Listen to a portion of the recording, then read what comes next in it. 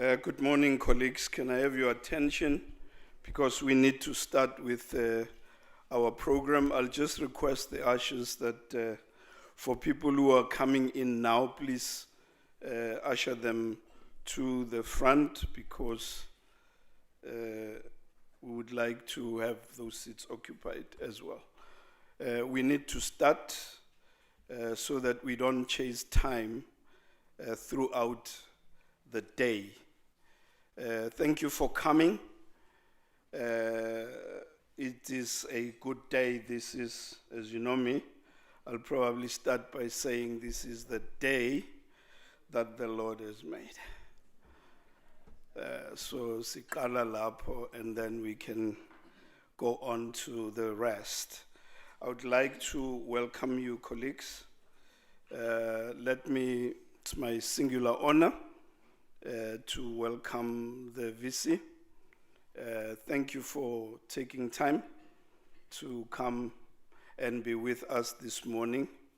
We will understand if you have to be excused at some point, because I am sure that there are many other things that you would like to be attending to during the course of the day.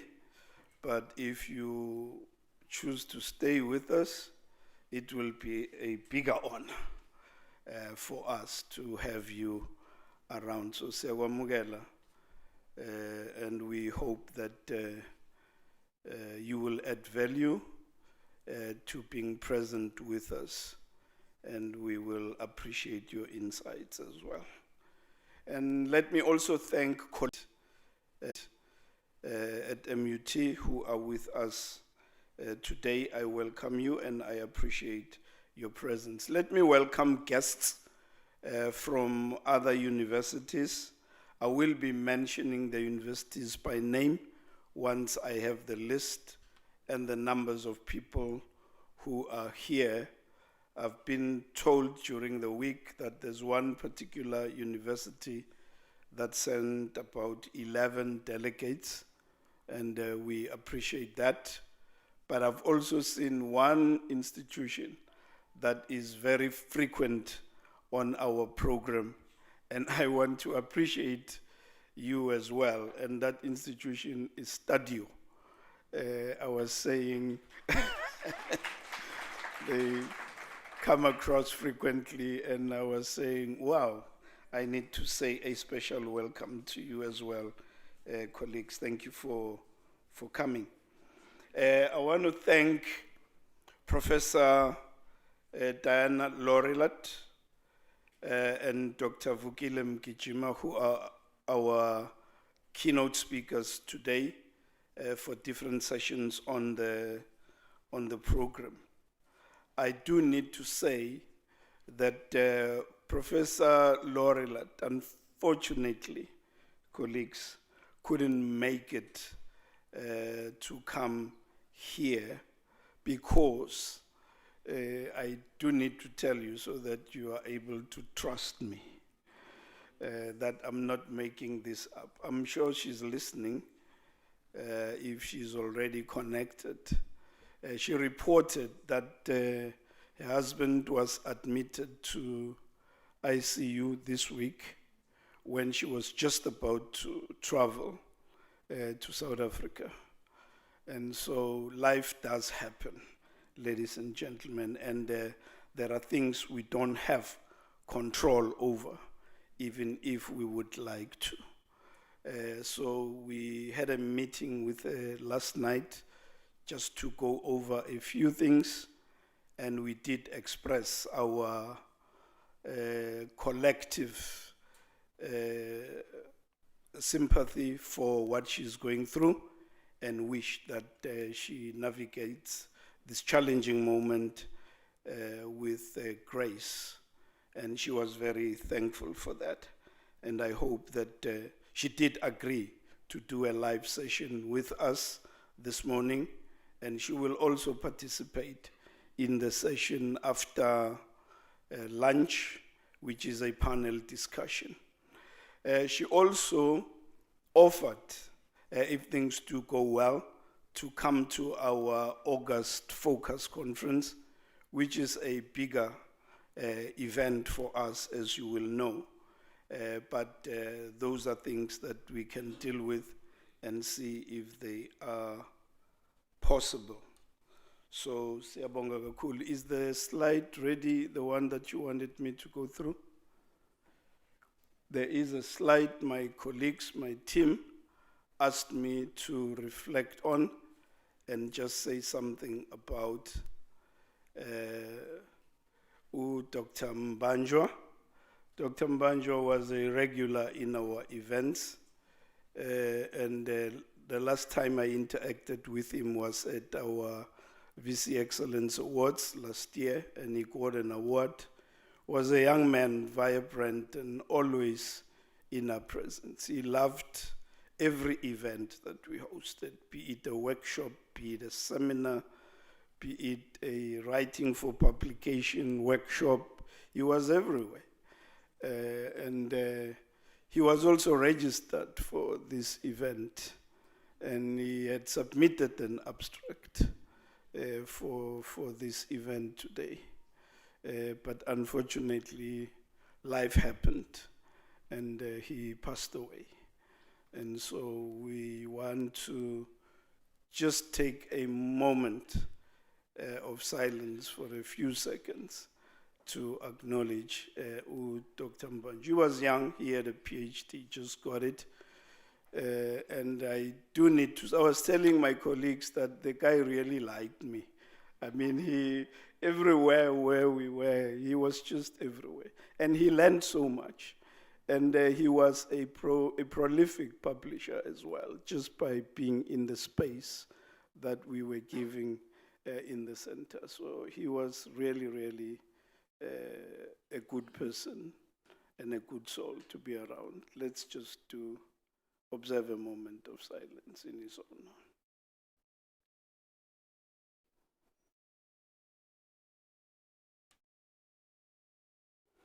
Thank you.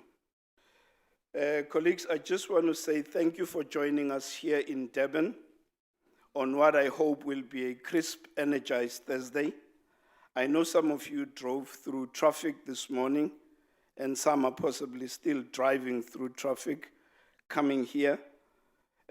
Others flew in last night and are still adjusting to the comfort of being in Durban, and some are still making their way through. Welcome to the 7th Teaching with Technology Summit. Our theme today, designing learning that works. Technology, e-pedagogy, and the pursuit of student success isn't about chasing trends. It's about doing what we have always done and what we are always doing, helping our students to think, question, connect, and to grow. Only now we've got tools, and an abundance of those tools for that matter, that can scale and make that magic, or even mess it up possibly, if we are not careful. And in our case, the context is very real. We teach in lecture rooms that experience a myriad of challenges. Well, some of us have the privilege of teaching in lecture rooms that have all the technologies that are world-class. We are not alone in this. Across the continent, across the globe, educators are asking the same questions. How do we make learning active when attention spans are shrinking? And well, the reason attention spans are shrinking, I'm sure you know, blame it on the gadgets that are in our hands. Some of us, even as I speak, we are busy on those gadgets. And those gadgets do affect our attention spans. I was saying to some colleagues another time we were driving and using GPS. I'm not sure where we were. And I said to them, do you know that, but this was my observation, that I do think GPS is and has affected our level of intelligence. Because when you use GPS, your mind ceases to think, and the GPS thinks for you. First time I bought my first car, It was many moons ago. I had a trip to take to Johannesburg. I shared with my colleagues. And I was younger, very young, and I was driving alone. I was going to the SABC studios. And well, I can comfortably tell you that was in 1991, if you want to guess. That was in 1991. I was younger, as young as I am now. But I drove into Johannesburg alone. I was going to the SABC for a program I was invited to. And guess what? I drove into Johannesburg, no GPS, nothing, all by myself. And when I got lost, I stopped at a garage, what we call garages, a filling station. They just tell me, this street, that robot, the next one, ask. I did that. And in no time, I was in the studio. And when I came out, I didn't ask anybody because my mind had programmed the path. My mind had worked that out. So from that experience, I could go in and out of Johannesburg by myself. But you think I can do that now? I can't, because the GPS, now I go into Johannesburg, I need the GPS, like seriously. And one time the satellite gave up on me in the middle of traffic, and I had to park on the side and wait for a reconnection. But what am I saying? Is that in as much as we appreciate technology and we leverage its affordances in and outside of the classroom, it does have its impact on our ability to function as human beings. And these are the impacts that we always have to think about, especially where our students are concerned. Now we have AI in our spaces, and the impact of that is something else. And I'm sure that being in this space today, it's one of the things that we need to talk about, that to what extent do we go and where do we stop? Where do our minds take over if we still allow them to participate in the challenge of learning?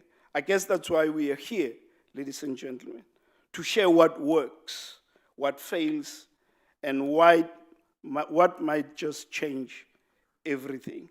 I'm especially thrilled that I'll be introducing shortly our keynote speaker, Professor Diana Laurillard from the UK. For those who haven't met her work, she's the mind behind the conversational framework, a way of thinking about tech that puts dialogue at the center. Teacher, student, student, even student, machine. She has shown us that screens don't replace people. They amplify them. They don't replace people, and they shouldn't replace people. They amplify them if we design right. We are honored and honestly a little starstruck, even if she is online. To everyone else, you are all welcome, colleagues, and I'm sure, are we ready okay, but she's already online, right? Okay. So next on my program, ladies and gentlemen, before we get to that, we need to be able to take our jackets off. I don't have the authority to tell you you can take it off, but we can take it off immediately after the VC has been on the stage. So I'm going to ask Professor Songa to come over to the stage and do the honors. I won't tell you what she took us through to get where we are, but thank you so much, ma'am. Let's give her a round of applause as she comes to do the honors.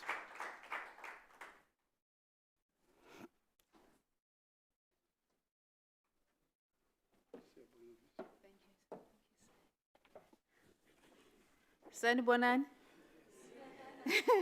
Dumelang. Molweni. Goeiemôre. That's as far as I can go. Thank you very much, Dr. Makua. Program Director, I recognize and appreciate you. Distinguished guests, esteemed colleagues, ladies and gentlemen. Let me begin with a reflection. Let us consider a typical South African student, a student from a rural area, perhaps from the outskirts of Unongoma, or from my village in the Eastern Cape, Tsolo, or perhaps from the outskirts of Venda, or from another place I come from, Lesotho, in Mogotlong. The student is supported through NSFAS and often the first in their family to enter higher education. The student arrives at MUT or any university for that matter, hoping to be the first graduate in his or her family, carrying with him or her that ambition and determination. And I must say, also with a sense of responsibility. For some, they've never used a laptop in their lives. And suddenly they realize that they need to have access to this laptop, although not guaranteed. And then they suddenly realize that connectivity is inconsistent and not necessarily cheap. If staying at home, limited space to study, and learning resources are shared. Regardless, the student has to adapt, need to learn navigating through a mobile device, download materials, and suddenly realizes doing so is cheaper at night, and rely on the campus infrastructure, not as a convenience, but as a necessity, a way to survive and to learn. What is important in this instance is not their expectation or their resilience. It is their desperate need to succeed. But in addition, they expect the university to meet them halfway. They expect to learn beyond the classroom. And they expect to master this technology, which at times is something foreign to them. And they realize that they need to use technology as a bridge in order to succeed. Today, it is against that context in which we gather. Our summit's theme is designing learning that works, technology, e-pedagogy, and the pursuit of student success. And this speaks directly to us. Although this is my first month, I know that this is the 7th year that MUT is hosting this conference. It reflects a sustained commitment and institutional resilience and the growing relevance of this platform within both our university and the broader higher education sector can never be overemphasized. The summit has evolved and now stands as an intellectual and strategic space where learning and teaching are continuously interrogated, refined, and reimagined. I therefore would like to commend the Learning and Teaching Development Center for hosting this conference over these years, for its continued dedication and ensuring that this summit remains one of the university's flagship events, one that we can regard with immense pride. Over the past 6 editions of the summit, conversations have evolved,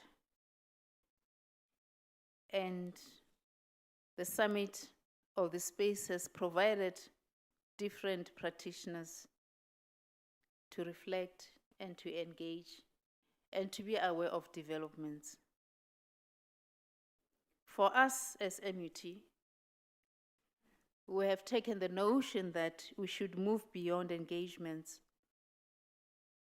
and therefore we are in the process of putting together a book project that will consolidate and showcase the intellectual work emerging from this summit. The summit will not only strengthen the scholarly footprint of the Teaching with Technology initiative, but will also ensure that insights, innovations, and African perspectives generated through this platform are documented, disseminated, and positioned within broader global conversations on learning and teaching in higher education.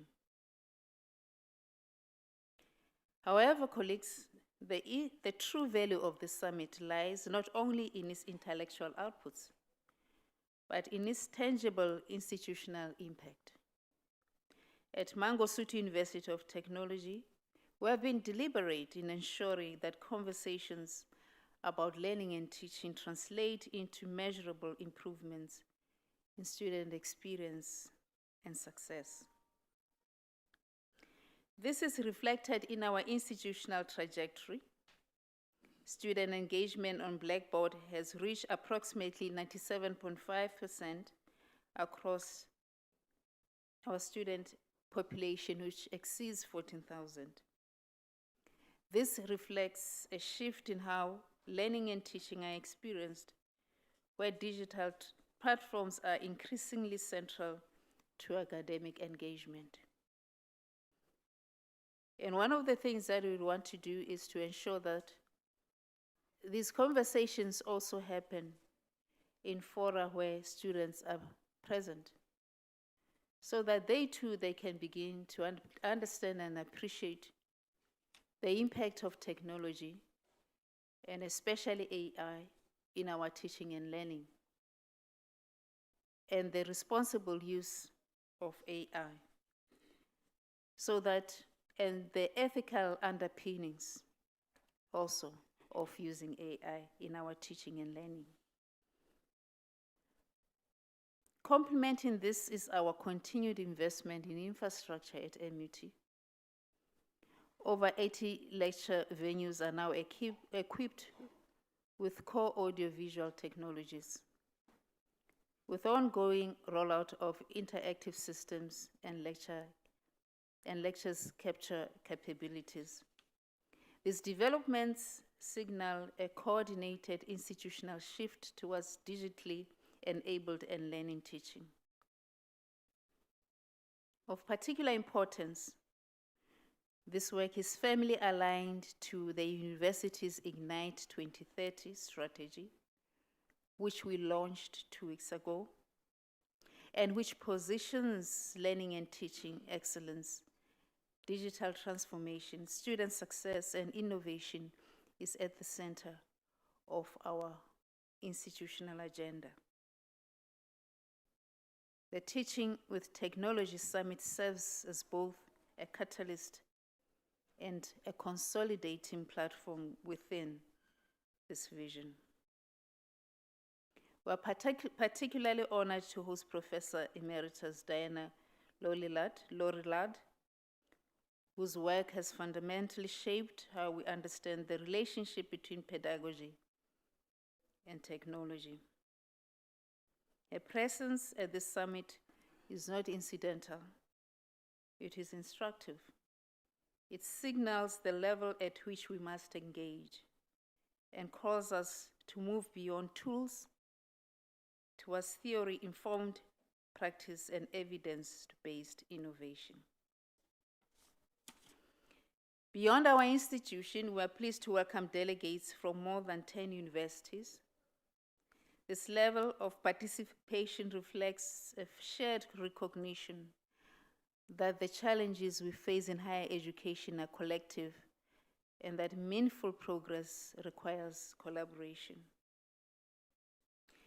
At Mangosuthu University of Technology, and I'm sure in other universities as well, student success remains our central priority. This is understood not only in terms of completion rates, but in relation to developing graduates who are capable, confident, and digitally fluent. As we convene for this 7th edition, the imperative before us is clear. We must deepen the quality of our scholarship, strengthen the integration of technology in pedagogically sound ways, and expand collaboration across institutions. Most importantly, we must ensure that the insights generated through this platform translate into improved learning experiences for our students.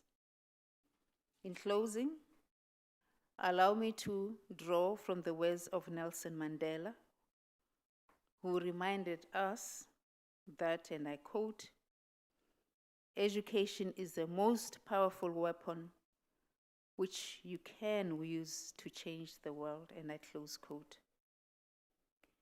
Through platforms such as the Teaching and Learning and Teaching with Technology Summit, we have an opportunity to ensure that this transformative power is realized in ways that are relevant, inclusive, and impactful. I wish you a productive, engaging, and impactful summit. Ndiyanibulela, ndiyabonga, ndiyalebuha. Thank you very much.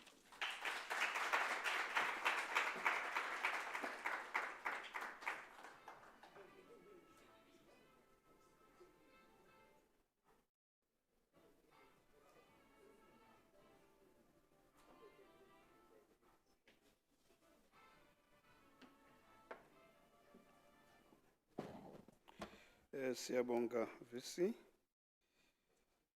I'm sure now we feel all settled, colleagues.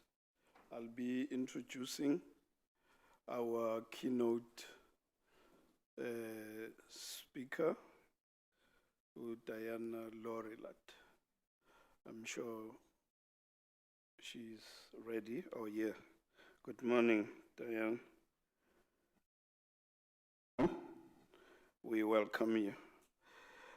Ladies and gentlemen, Diana Laurillard is Professor Emerita of Learning with Digital Technology at UCL Knowledge Lab, University College London, currently investigating the impact of code-designed massive open online collaborations to address the UNST DGs through large-scale professional development courses, e.g. CGHE, Oxford UCL, Procol UCL, IGP, further developing the learning designer tool for teachers in all sectors.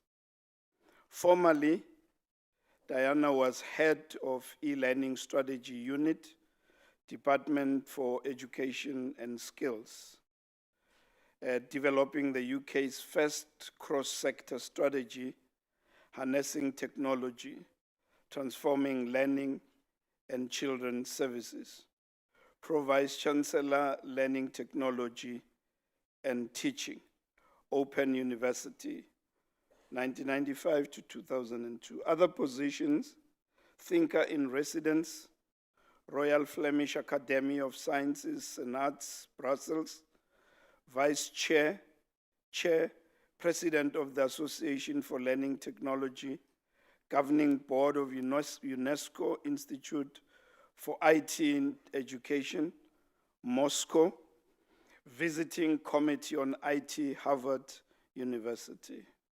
Books, Rethinking University Teaching by Routledge, Teaching as a Design Science, Routledge also, Online Learning Futures, an evidence-based vision for global professional collaboration on sustainability, published by Bloomsbury.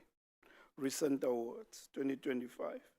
Impactful partnership with public and third sector, UCL Creating Impact Award. 2024 Global MOOC on Online Education Alliance, Award for Blended Online Learning Design Course and FutureLearn. 2021, listed in Stanford University's top 2% of scientists based on citations in 2020. So you'll know Stanford is one of the Ivy League institutions. 2020, Lifetime Contribution Award, E-Assessment Association. 2016, Honorary Life Membership Association for Learning Technology. 2015, Honorary Member of the Club Foundation, Universitaire, Belgium. I can go on and on and on, but you can see that we are in good hands. And those students we send to UCT and WITS for the educational technology course, Diane will be no stranger to them, because I'm sure that she's one of the people you have to read and study, especially in learning design.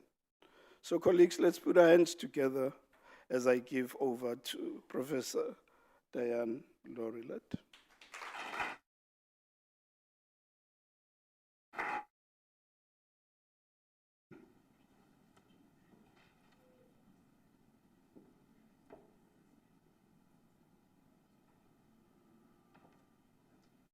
Are you ready for me to go ahead and put up the slides? Is that okay? Well, I'll assume it is, and go ahead and share my screen. Which you want this one.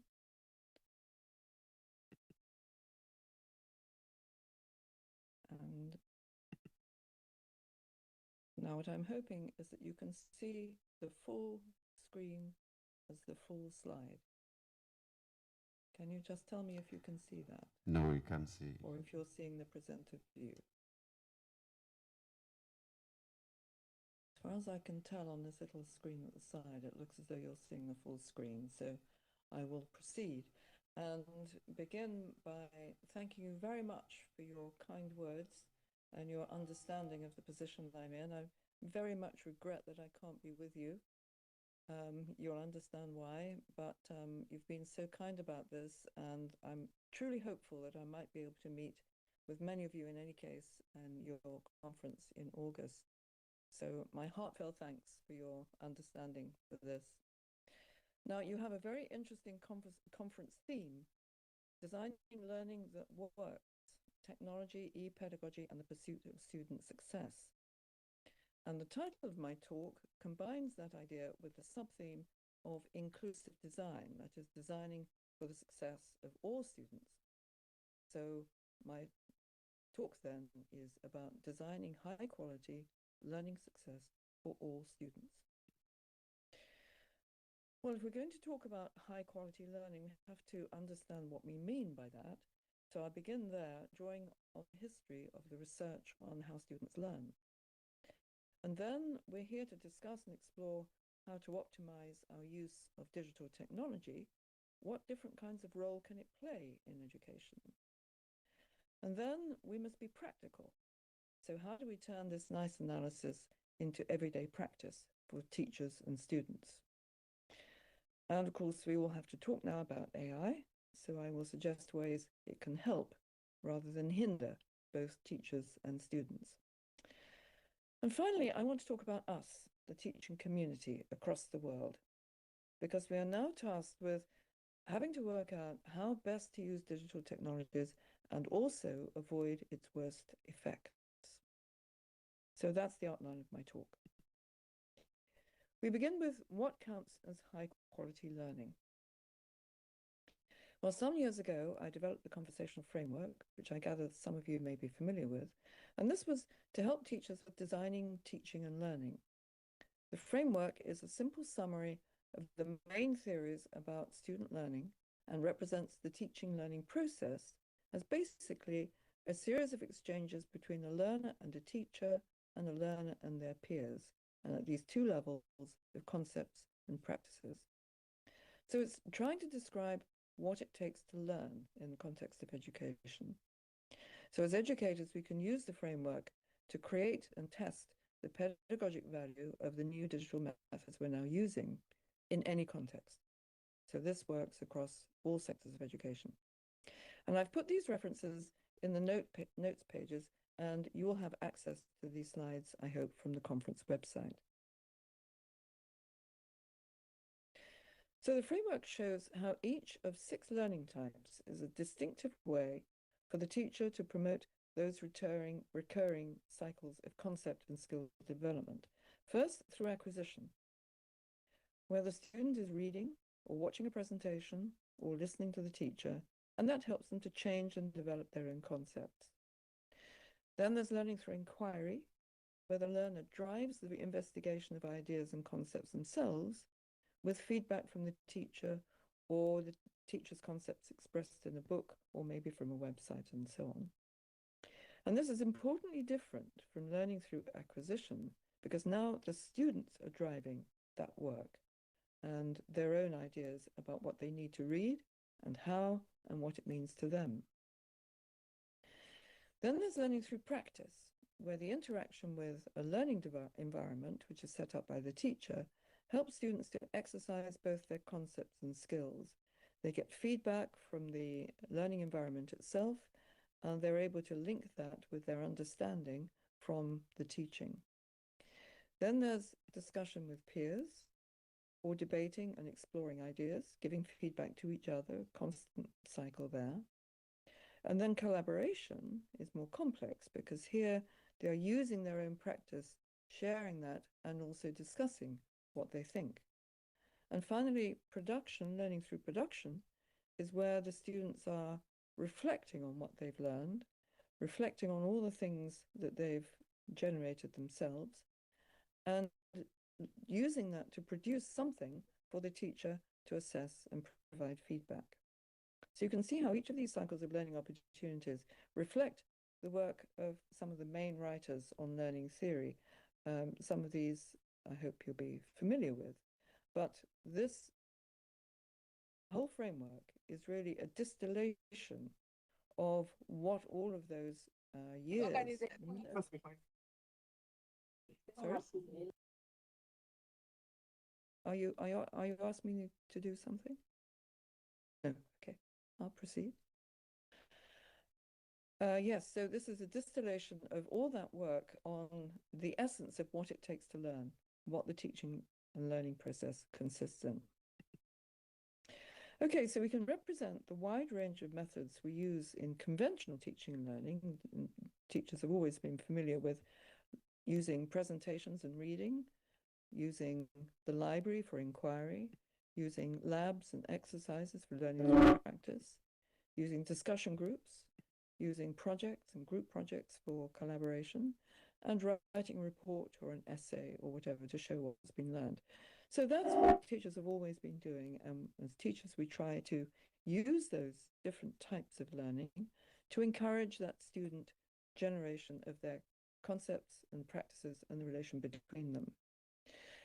Well, now we have to think about technology and what that can do. And We can improve learning designs if we find a good way to use digital methods. And this is a way of checking, are we using them the best possible way? There's a lot we can do for learning through acquisition using digital images and videos, learning through inquiry, exploring the internet, for example, or investigating something with a chatbot now. For learning through practice, we can test an AI model, or we can use quizzes. That's what we've been doing for many years now. With discussion, we can use text chat or apps like Padlet, or even now AI chat. For learning through collaboration, we can get students to design a presentation, for example, work together and challenging each other to do that well. And for production, maybe something like making a website or a video, enormously exciting for students to represent their learning through using these kinds of digital presentation technologies. So with digital and online technologies, we now have a huge new toy box of intriguing ways of supporting these different types of learning. So this research-derived framework is meant to help teachers adapt our conventional learning experiences to make the best use of digital opportunities. But now we come to the question, what about inclusion? And I'm taking inclusion in a variety of different ways, which I want to set out. But digital methods are capable of supporting different kinds of inclusion for all these different types of learning. Well, to talk about inclusion, I've suggested these four main types of inclusion, or ways of being excluded through gender, social and cultural differences, physical disabilities, mental disabilities. And for each of those areas of inclusion, digital technology can offer different ways of dealing with them. Flexible and asynchronous interactions, for example, can be very good for women who feel threatened or unable to attend in certain kinds of situations. And that flexible and asynchronous interaction and safe spaces can make it much easier for them to take part. So those are some of the kinds of ways in which gender can be addressed. With social and cultural differences, auto-translation is now extremely good for language difficulties and for translating between languages. Economic inequalities, again, can be settled through flexible asynchronous interactions because it can be with you wherever you are. Poor technology access, we now have ways of managing local service support or differential rates for people in different countries. Physical disabilities, hearing and sight, there are many kinds of assistive technologies for interpreting sounds and visuals. Mobility for travel, digital tools again to improve user interfaces. The energy, just having the energy for sustained concentration, again, being able to not be there all the time in the moment, but to be flexible in the way that they can attend, can be very important for people with physical disabilities. And finally, for mental disabilities, access to online support groups, for example, for people who are remote or alone and mentally ill because of that. That kind of thing can be a lifeline. And similarly, cognitive needs for conditions like dyslexia and dyscalculia, which is similar to dyslexia, but for lack of understanding of numbers. And again, digital personalized interactions with meaningful feedback can really support those kinds of conditions and help people. And the ones in bold are the ones that I'm going to mention as I go through the talk. So for learning through acquisition, reading, watching, listening, learners will be very familiar with using digital media for these. And a digital textbook, for example, is a valuable assistive technology to support voice output. And a video animation can be very useful for students with reading difficulties. For example, here there's a video animation in science showing a cell with chromosomes splitting into two cells, each with the same number of chromosomes, where the soundtrack can explain it also for partially sighted students. And then podcasts are a nice new way in which students can listen to ideas while perhaps managing a difficult lifestyle, or perhaps where they do a lot of traveling, or they can listen while they're doing a job. So these different kinds of capability are changing and developing all the time and are extremely valuable in all sorts of ways for being able to include more and more students in the learning process. So we can link each type of learning to a specific part of the framework, beginning with learning through acquisition, the most common type, through reading, watching, and listening, where the teacher is communicating concepts and ideas that change the learner's concepts. And then more presentation changes for more, or so we hope. And the teacher may present through digital texts, videos, or podcasts. But the learners themselves don't need to generate ideas or actions themselves. So this is the least active form of learning. They can simply do nothing. They're not required to do anything. Learning through inquiry is different, and exploring contrasting ideas and ways of representing them. Here I've tried looking for alternative representations of the science concept of the water cycle online. And there's masses of different kinds of images, some of them interactive to some extent, and many could transform a teacher's presentation or a student's own exploration to improve their understanding. So it's very helpful for students to be able to explore some of these things, necessarily under the guidance of the teachers, of course. And these sites can be really helpful for learning through inquiry, but one difficulty is the great majority of information on the internet is in English. And for all students who don't have that as their first language, auto-translation for websites is essential. And that improves in accuracy every day as it uses more and more text translation to do this. So encouraging students who have maybe several languages, and in some parts of South Africa especially, there will be multiple languages in certain locations. And English may not be the easiest language for them to use. So having multiple auto-translation is increasing even for minority languages now, which is a wonderful form of inclusion.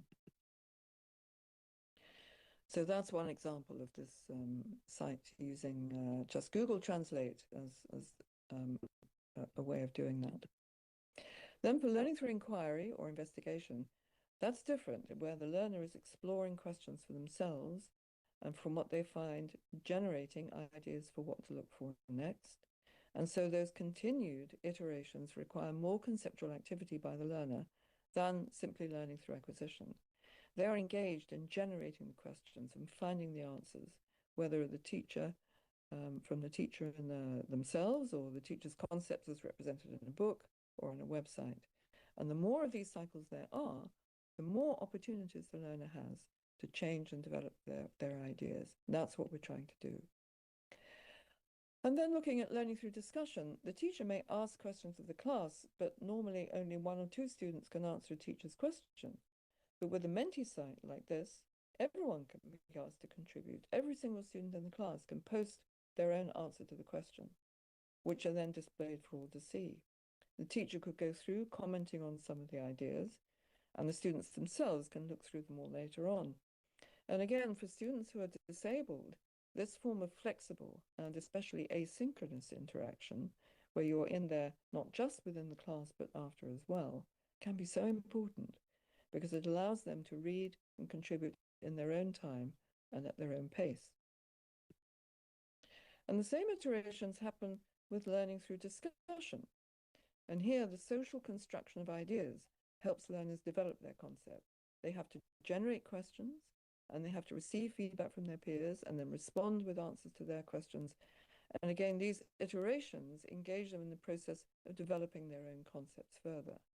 And of course, they can discuss also with the teacher, asking or answering questions, or again, posting comments to a Menti site, as I suggested, so that every single student can make their point. And all these methods have engaged students at the moment only at the level of concepts. And none of them have had to use their concepts in practice.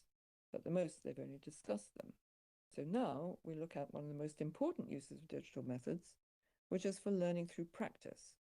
And here students can test their understanding of something like a climate model by manipulating inputs, and they have all these different inputs that they can manipulate in order to create specified outputs, like trying to get the increase in temperature down below a specific level.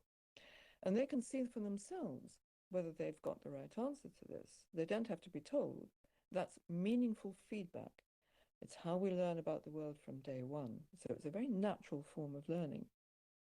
So that way of being able to test your understanding by trial towards trying to attain a particular goal is very important, and digital tools are very good at that.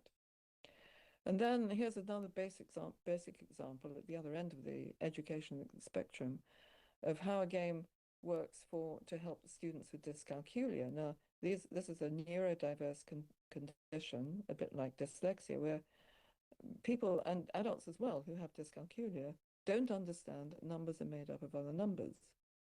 So these learners at any age, they have to understand the counting sequence is not arbitrary. It's not like the alphabet. Numbers are made from other numbers. So this game helps them try to make this target set of 4 beads out of all these smaller sets or larger sets. They can slice them up or they can pull them together. And if they make it, then they score a star and they start building up their scores. And that process of just playing with the way in which numbers make up other numbers is enormously important for giving them that sense of what numbers really are. And that's something you can only do in the digital world. You can't do this.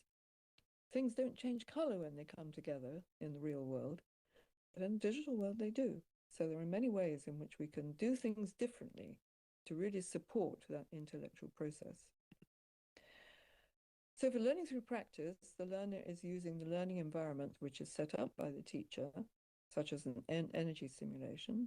They're asked to achieve a goal, so they're given the goal, and then they generate an action. They receive feedback on that action, and then respond with a revised action with more feedback. And they may also need to engage with their concepts and conceptual understanding in order to generate a better action. So again, all of those cycles of the learning process engage the student in developing both concepts and practices, showing just how important this type of learning is. And notice that this is just the student learning as an individual without the involvement of either teacher or other students. That continual feedback from the digital model is what keeps them thinking and acting to learn. And of course, the learning environment the teacher designs can take many forms as a digital tool. Simulators like the energy model, or games like the one I showed you, or models in science or politics or in the context of arts, or something like a music composition tool, for example, a game like the number beads. You'll know what your students need, and there are many different kinds of digital tool which will support that learning through practice. Then for learning through collaboration, this is one example of a Padlet from a local government website where people are coming together to share all the different apps they use to support people living with stress.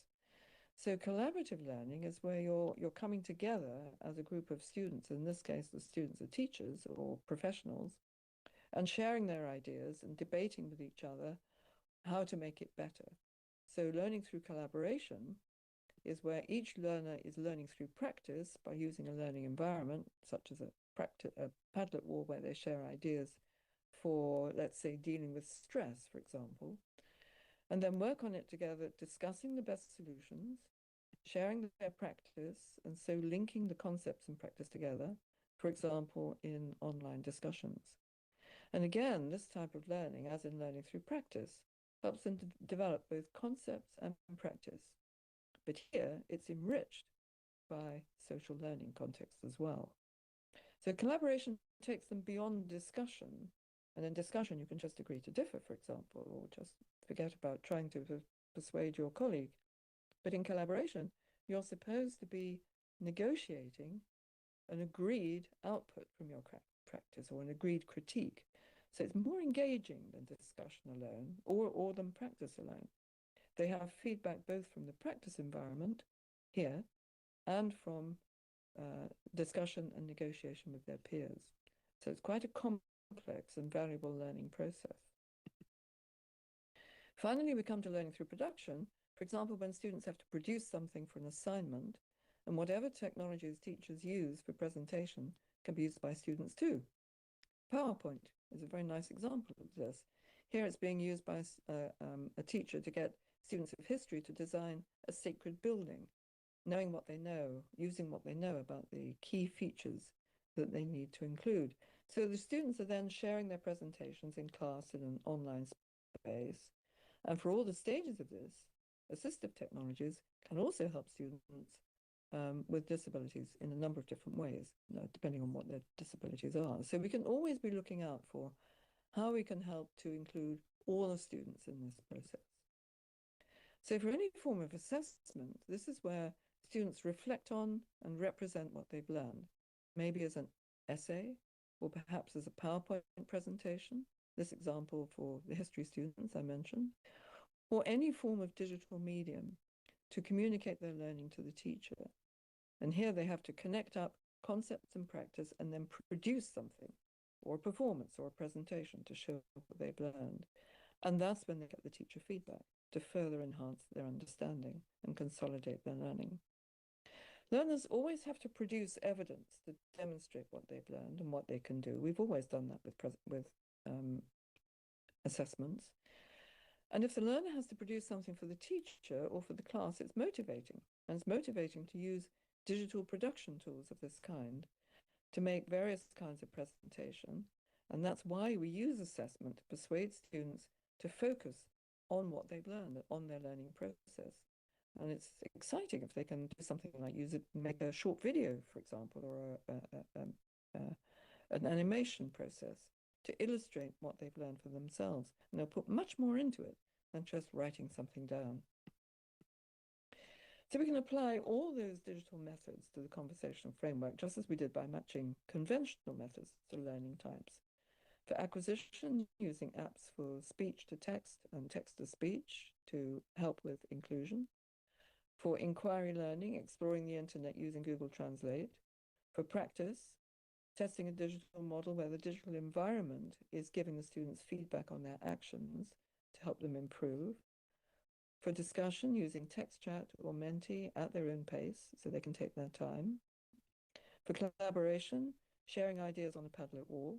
And for production, maybe making a slideshow or a video in PowerPoint using assistive technologies. So with digital and online technologies, we have this amazing opportunity to try different things out. And all of that, of course, is the theory now. And now we have to turn the theory into practice. And we have an app for that. And it's called the Learning Designer. It's designed specifically to support teachers to create their own learning designs, and also to adapt those which have been contributed by other teachers, and then analyze what they've designed in relation to the conversational framework. And if they wish, they can share it with their colleagues or publish it for other teachers to adopt. So the idea is to find a way of supporting teachers through this process of collectively trying to understand how on earth we make the best of all these new digital opportunities we have. It's a free, open online design tool, and the address is there. You can dial straight into it, register just with your email address. And it makes use of the 6 learning types, and those colors that I was representing in the 6 learning types are represented here in this design tool. All those 6 types from the conversational framework are represented by those colors.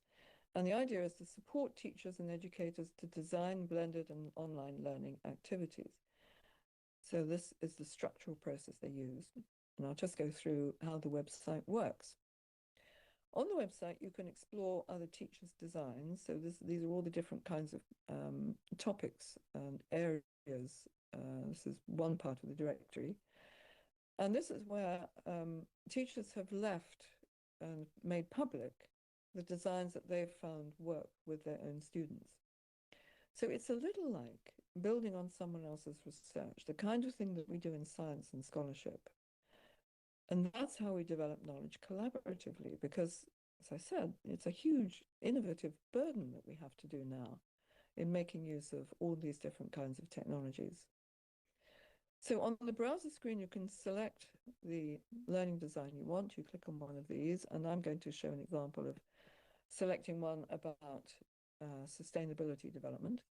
And looking at this, this is now the designer screen representing my learning design for a session, which is lasting an hour and 30 minutes. This is the information about it up here. It's for a class of 25. And the aims and the outcomes are expressed here in terms of the usual Bloom taxonomy verbs.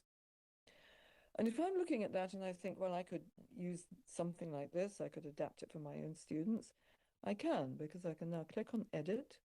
And now this becomes my version of this learning design.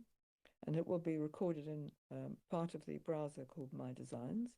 And now I can edit everything in my own copy. And let's say I've got this pattern of mostly discussion, quite a lot of acquisition, learning through inquiry and learning through collaboration. And I think I want to introduce a bit more practice into this.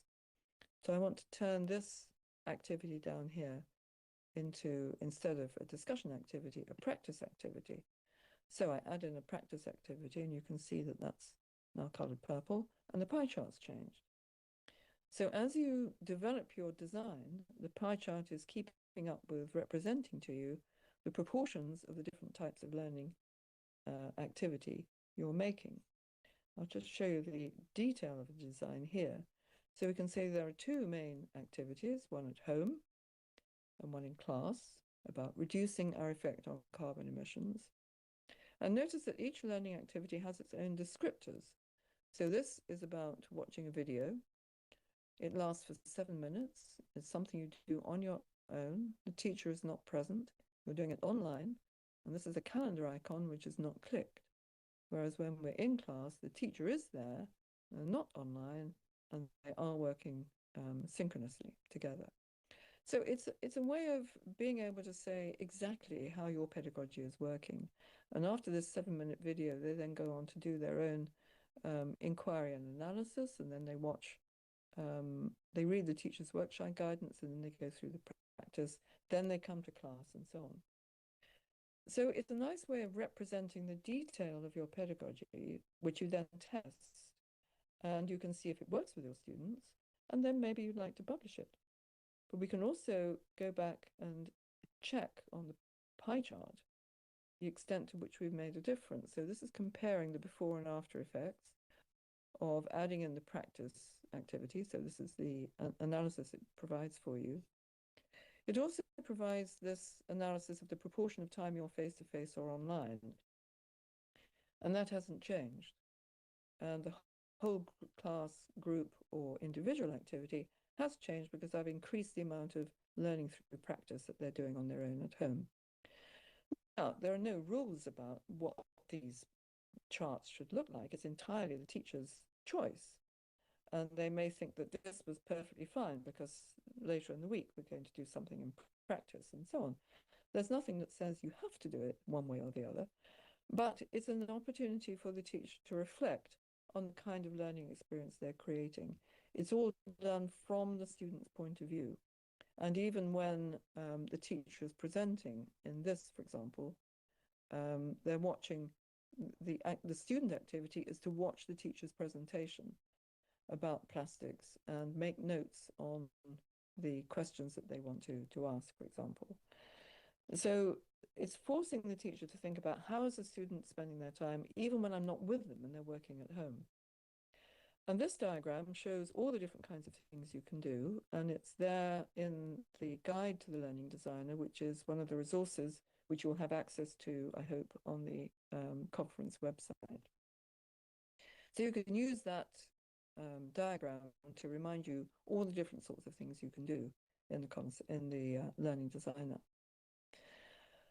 And at this point, given that we're in the middle of a one-way presentation with no interaction, I would like to please remind you to take a note of your questions, post them in the chat if you can, or make a note so that we can have a discussion when I'm finished speaking, because that's the important part where I get to hear the way you're thinking.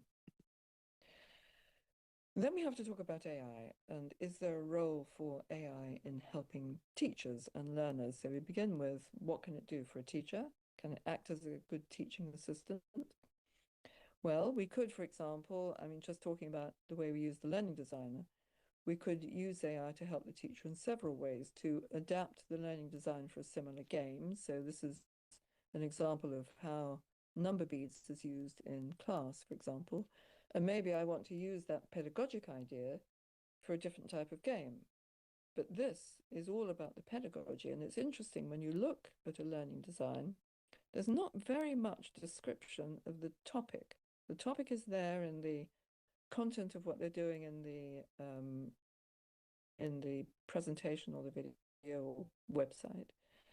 But what they have to do themselves as learners is in the description of these guidance instructions to the learner. So it's very easy then to adapt from one topic to another, the pedagogy, because most of this language is about the pedagogy, and that's what the important description is. So the AI could do that for us.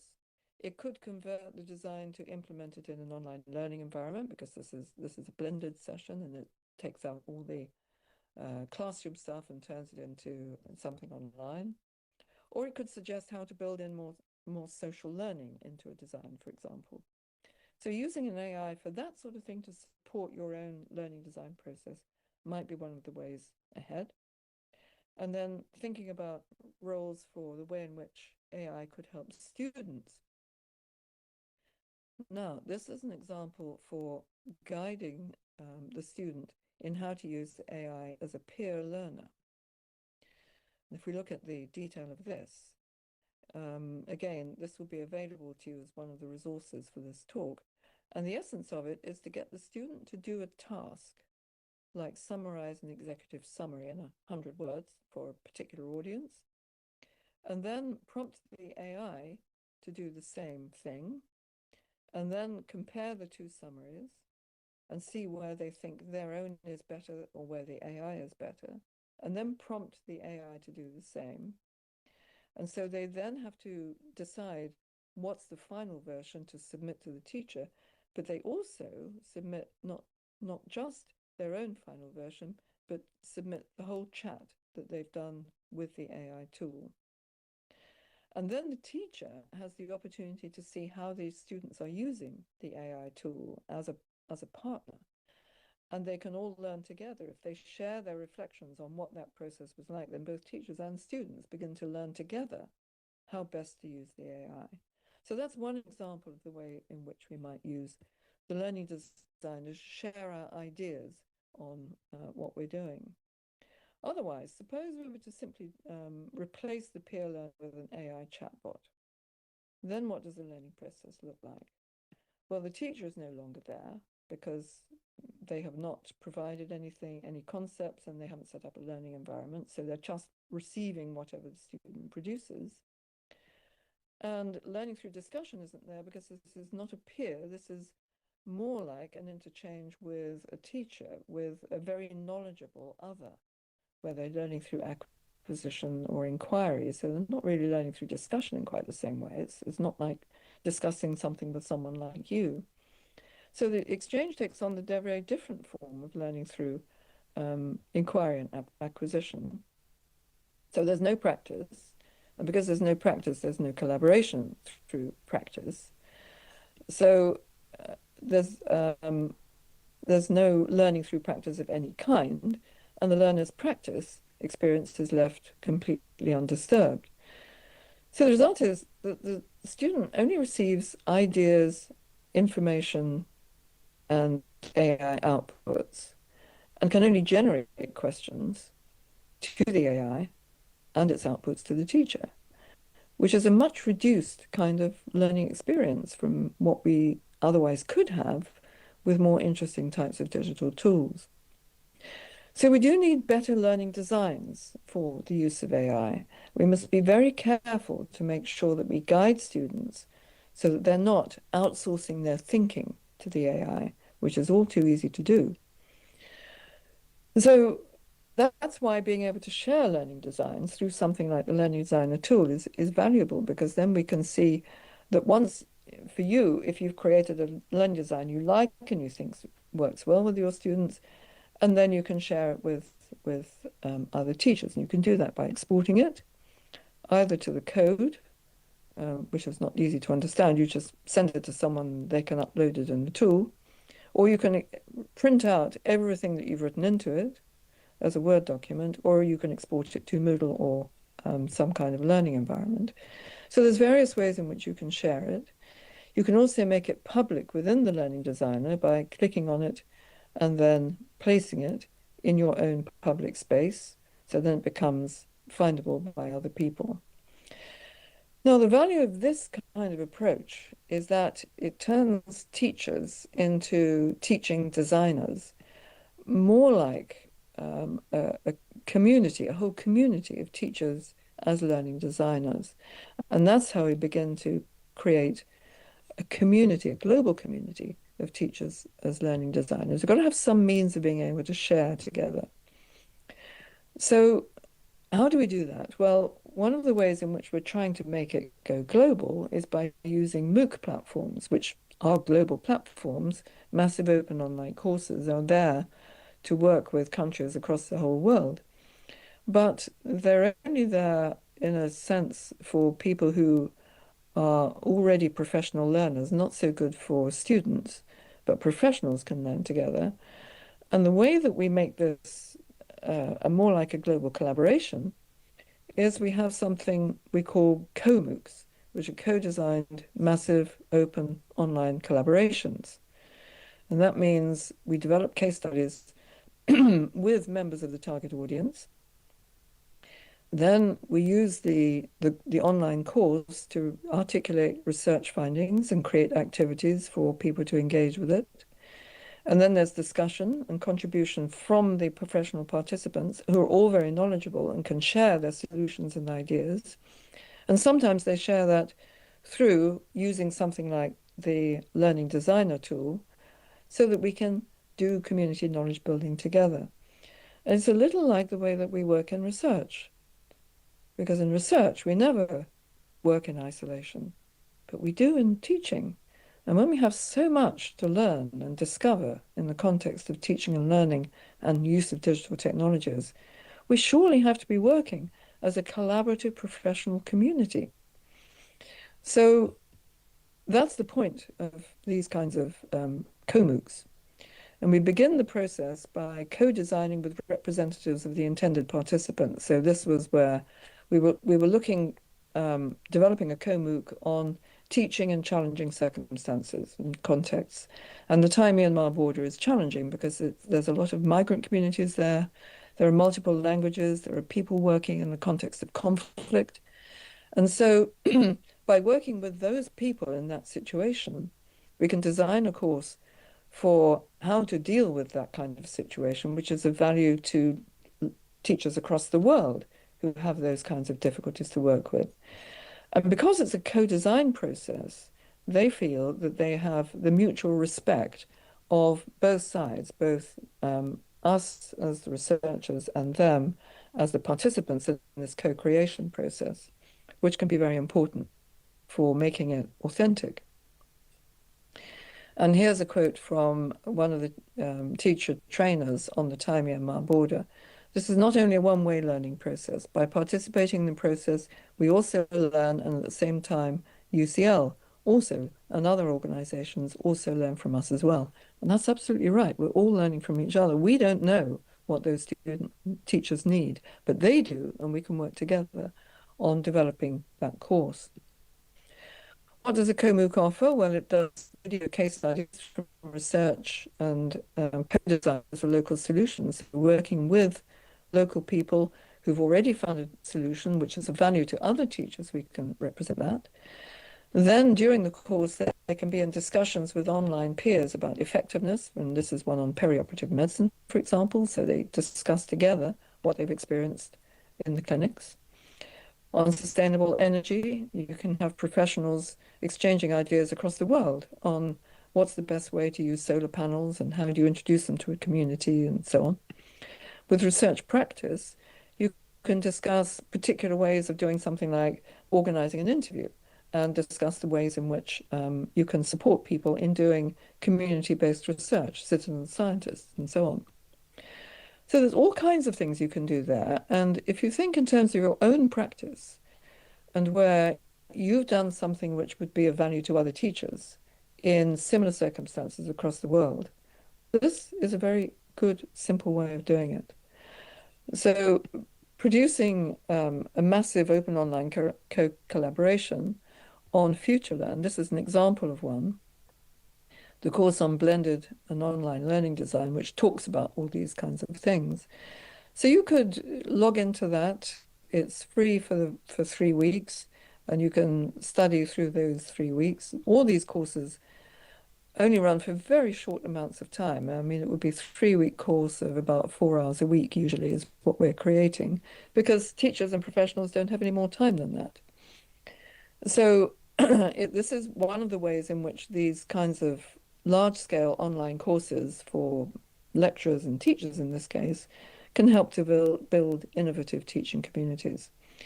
And this, I think, must be one of the best ways for teachers to come together, to collaborate and exchange their experiences and problems and their own solutions.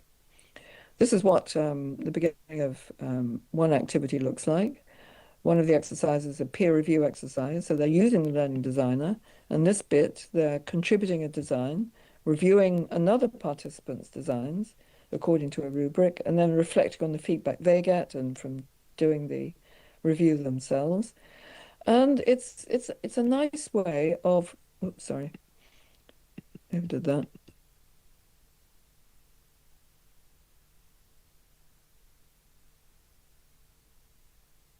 Yeah. Yes, sorry. Yes, I got out of time with myself. It's a little like that peer review process when we submit a research paper to a journal.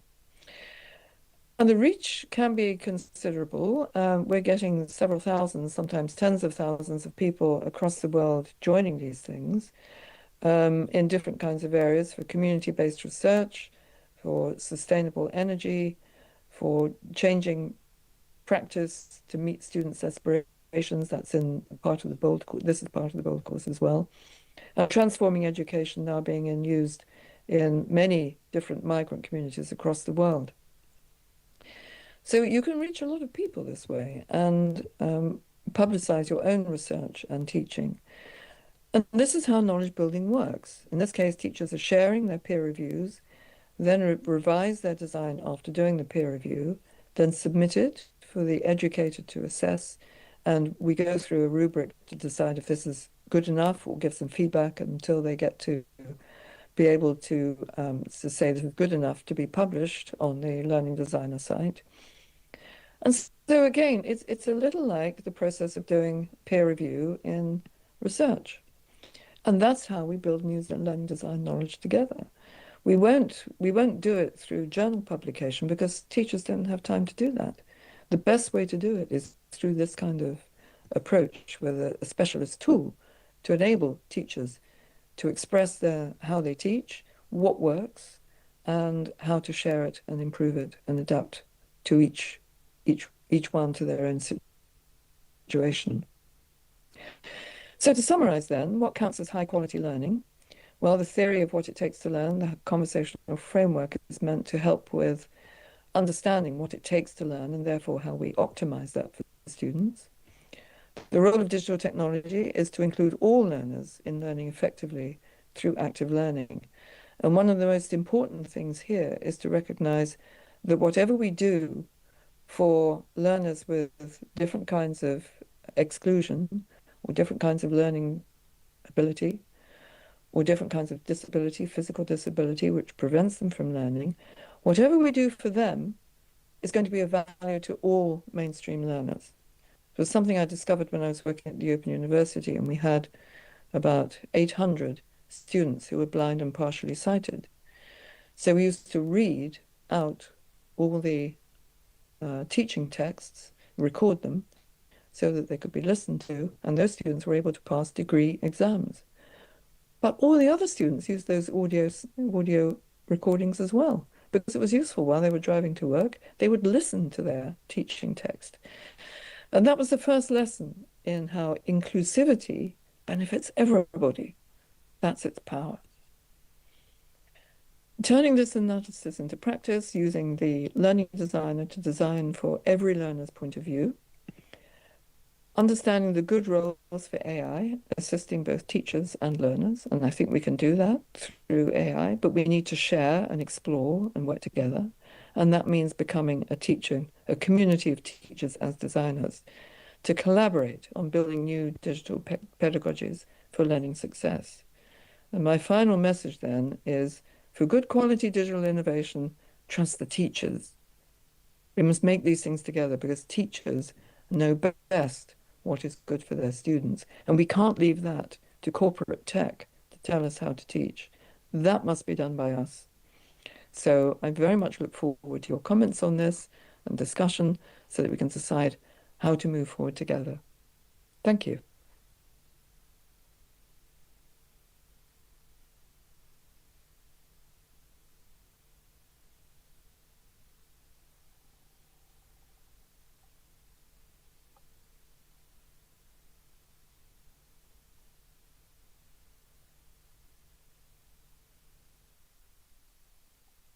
Is Diane still online? Okay, I hope she can hear me.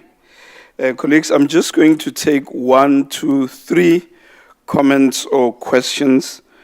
I have been taking notes myself, but one thing that I would like to say is that as I was sitting there listening, especially when the slides started showing, I was like, I don't admire the challenge of being a university teacher at this point in time in our lives. I enjoyed it when I was still a lecturer because most of it was just a projector, and you and your lecture hall, and you talk and you run, and that is basically how we were taught as well. But the challenges are very complex, and you ignore them at your own risk. Because what it definitely says to all of us is that what we do can no longer be business as usual. It can't be, and it will never be anymore, because the context has changed significantly. And VC, one of the things that I always say to my colleagues is that sometimes the things we do in universities, and especially people who refuse to transform the way they think and the way they do business, especially as it relates to what we do in the lecture rooms, it's because universities generally, we allow it.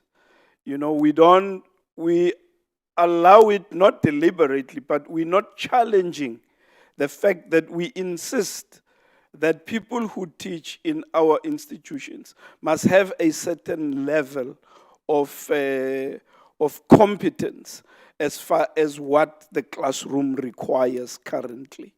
We tolerate the fact that there are people. I mean, last year some students, was it students? Or what, it was lecturers, they said to me, no, there are people who still insist that their students must write their assignments by hand. Yeah, they said that to me because we work with the academics throughout the year and we get this. And I said, what? I nearly said, what the H? And I said, what? But it's because the system, somehow there are people who manage to fly under the radar and get away with it. But the situation, ladies and gentlemen, must be such that we don't allow things like, by the way, it's not my paper. Before I get carried away, thank you so much, Dan. You made me think a lot because at heart, I'm an academic and these things, these things echo very well with me. The last point that she said was trust the teacher. Well, trust the teacher. We can debate that. We can debate that extensively, and we can have a session on that. Trust the teacher. The teacher knows the way, so you simply follow. I'm not sure, Diane, but I wish I can engage you on that one. But it's not my session, I'm the chair, and I'm going to allow the room to talk to you once or twice or thrice and engage you. But we have a session in the afternoon. I have a lot more leverage because I will be chairing that panel discussion. So my views will also come out a bit strong in the afternoon. So I know where I'll get you. Ladies and gentlemen, any hand and any comment? Do we have a roving mic ready for someone who wants to pick up something with Diane before we let her go and we go for tea? Okay, I see a hand. All right. Okay, please go. Professor, thank you so much for your wonderful presentation. Please pick up the volume. I'm from Stadio Higher Education, and my colleagues will tell you that we use your vocabulary, your learning types as a means to engage around teaching and learning and ways to engage students. I'm fascinated by the way in which you have snuck, is that the right word, AI into your conversational framework, and I'm curious to see how it might develop, because rather than replacing any of those three current parties, the student, the peer, or the teacher, with AI, I'm wondering whether AI might become a fourth element in that whole system. But yes, we're following your work with great interest and hoping when you come to South Africa in August this year that you may also want to engage with us on one of our campuses. Thank you so much. Very much so, yes, that would be great. And that's a very good question. And how do we place AI in this framework? And as I indicated, sorry, excuse me, in the ways in which I was looking at how we might introduce AI, essentially it's going to play a role of either teacher or another student, because that's the way in which the teaching learning process works. It's an interaction between the student and a teacher and a student and other students. So there's only one of those two things that the AI can do. It can be a teacher or it can be a student, or like a kind of companion or assistant or something like that. So it will either be engaging in dialogue with you, and that's learning through inquiry or learning through acquisition, or it can learn through collaboration if it can do practice. Now, it's difficult for an AI, a generative AI tool at the moment, to do the same kind of practice that the student is doing, because the student is either working in the real world with a lab or something, and the AI has no access to that, or they're working with a digital tool, which might be a simulation of a lab experiment. But to interface the AI with any particular digital tool is quite a difficult undertaking. And I'm not sure how many AI tools will be able to do that, because generative AI depends on masses and masses, billions and billions of texts for its conversation.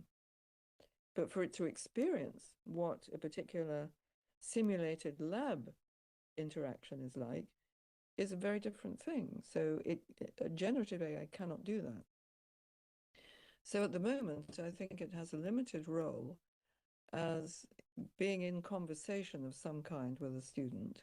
And as I said, I don't think it's really like having an interaction with a peer student, which is an important part of the learning process, students talking to each other. But the AI tool is not like a student. It's massively knowledgeable in one rather limited sense, which your peer student is not massively knowledgeable. They are struggling just as you are, and you're trying to work together to understand something. I saw this very much when I was teaching maths and many years ago now in a polytechnic, and the students are having great difficulty understanding, and I couldn't understand what they didn't understand. And so in the end, I got them to break into small groups and try and teach each other. And it was in that process of trying to teach each other that they began to understand what question to ask. And then some of the questions were very difficult questions for me to answer. And some were so primitive and so basic. I probably mentioned it on the first day in the first lecture 3 weeks ago, you know. So student discussion is very important to enable students to move forward together. But an AI can't play that role because it's not as ignorant. It can always pull up some kind of textual response. So it can't play that role. It can play the teacher role of knowing things, and then you have to be careful about how you do that. So honestly, I think its role is limited. It's not another part of the conversational framework. It can only be in there somewhere. It can be some kind of practice environment where the student might be able to rehearse doing, I don't know, an interview or something like that. And maybe you can design your generative AI to comment on how well a student is interacting. Conceivably, it could do something like that. But I think, honestly, its role is quite limited to either that learning through acquisition or learning through inquiry that I mentioned. But it's a very important question. Thank you very much. And it's important to think about it. And that's my thinking so far, is all I can say. Yeah, I'm going to get into that because we're running out of time. But I'm sure you got your answer. One more, and then we are out. Okay. I think we are comfortable at this stage, and we will meet you after lunch today, our lunch, because you are 2 hours behind, I think. And so, ladies and gentlemen, we have come to the end of the first session. Asimshayeleni izandla futhi, let's give a round of applause.